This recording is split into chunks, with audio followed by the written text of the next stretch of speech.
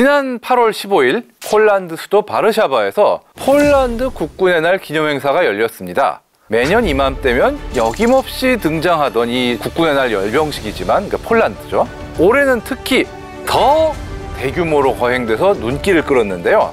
이 정도 규모의 열병식이 선보여진 것은 냉전이 끝난 이후 처음이라고 합니다. 화려한 폴란드 열병식 속 우리 국민이라면 지나칠 수 없는 반가운 얼굴들이 있었는데요. 과연 누구였을까요? 함께 알아보기 전에 좋아요, 구독, 알림 설정은 리얼웨폰 제작진과 출연진 모두를 웃게 합니다.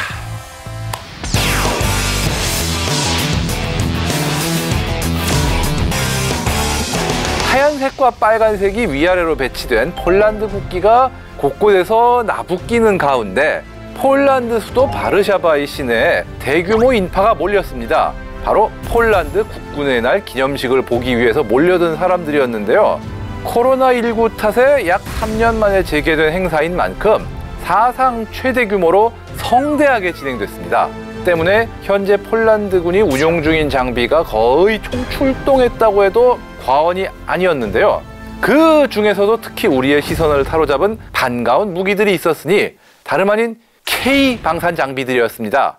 타국에서 보니 더욱 반가운 이 마음. 사실 외국에서 보면은 고향 까마귀도 반갑다 뭐 이런 얘기도 있는데 까마귀도 아니고 이 K 방산 장비들 얼마나 반갑겠습니까?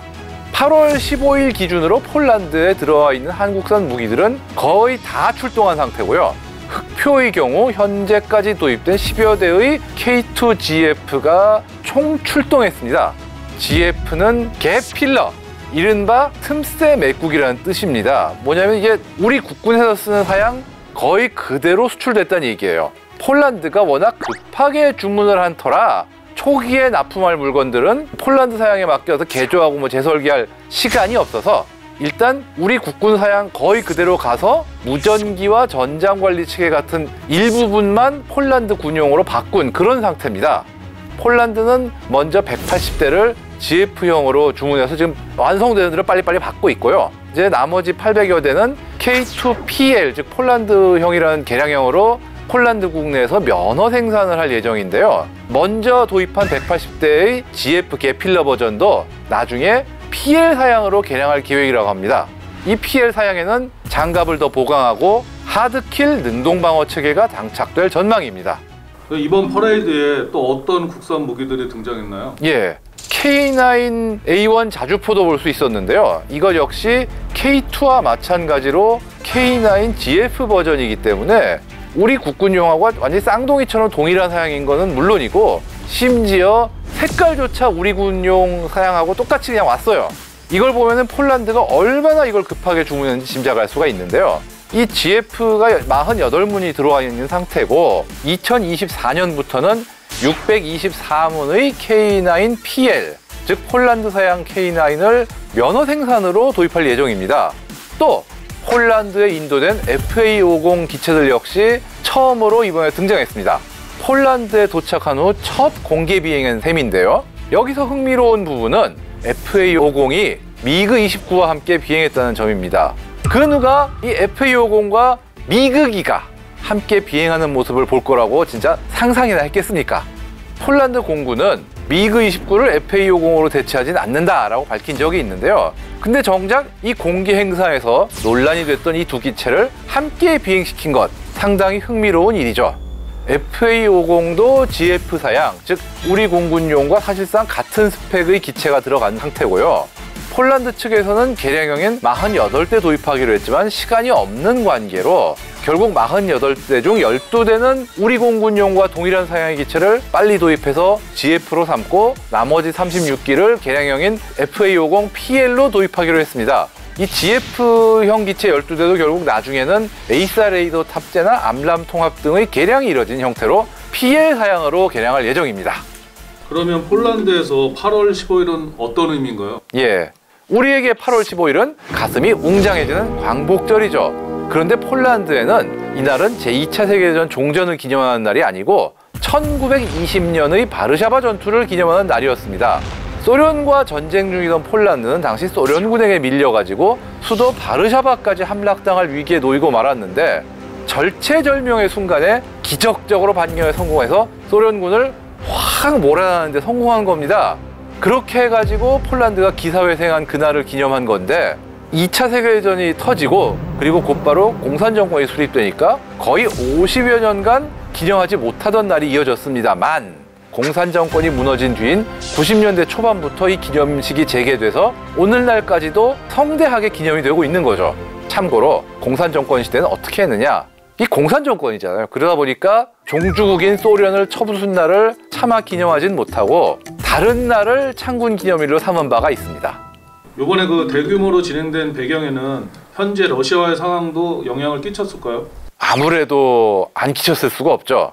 지금 우크라이나 전쟁이 지금 계속되고 있지 않습니까? 뭐 폴란드 국방부에서 뭐 3년에 러시아하고 전쟁을 또 할 수도 있다 이런 식으로 가능성을 내놓고 있기도 하고 그렇기 때문에 러시아에다가 폴란드가 결코 만만하게 볼 상대는 아니다라는 걸 보여주고 폴란드 국민들 사이에게도 지금 우리가 국방력을 강화해서 이 러시아와의 전쟁이 나지 않게 억제하고 있다. 이걸 보여주고 있는 어떤 그런 두 가지 측면이 있을 거라고 보고 있습니다.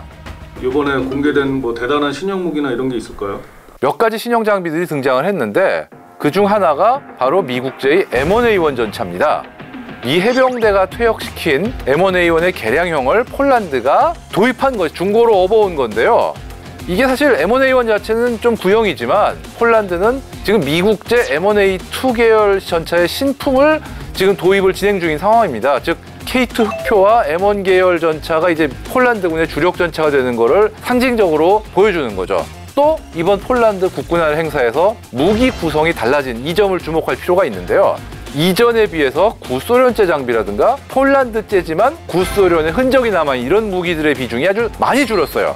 지상 장비에서는 거의 다 사라진 그런 상황이라도 과언이 아닌 상태인데 특히 숫자 면에서 폴란드군의 주력 전차였던 T-70이나 T-71을 베이스로 개발된 폴란드제 전차인 PT-91이 한 대도 안 나온 게 인상적이죠. 아마도 공산주의 시절의 어떤 이미지를 최대한 지우기 위한 이유도 있겠지만 추정하건대 지금 이 T-70이라든가 PT-91들은 지금 우크라이나에 엄청난 양이 들어갔고 지금 폴란드 국내에 남아있는 물량도 곧 우크라이나로 보내질 걸로 알려져 있어요.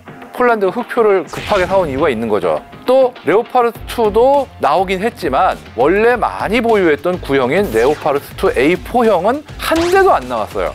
이것들도 PL 버전이라고 하는 개량형으로 업그레이드된 소수를 제외하면 대부분 우크라이나에 보내졌기 때문에 그런 거 아니냐라는 추측이 나오는데 이렇듯 지상에서는 구형 무기들이 싹 사라졌습니다만 하늘에서만큼은 아직도 STU-22와 미그-29가 등장하긴 했습니다.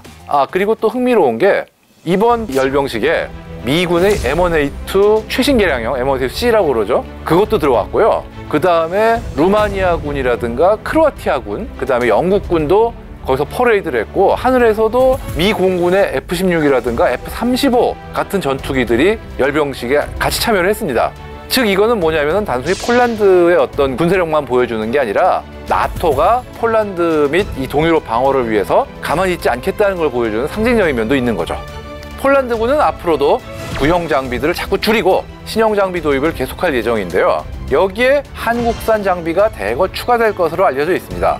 폴란드에서 우리 K 방산 장비들을 더 많이 볼 수 있으면 좋겠습니다. 감사합니다.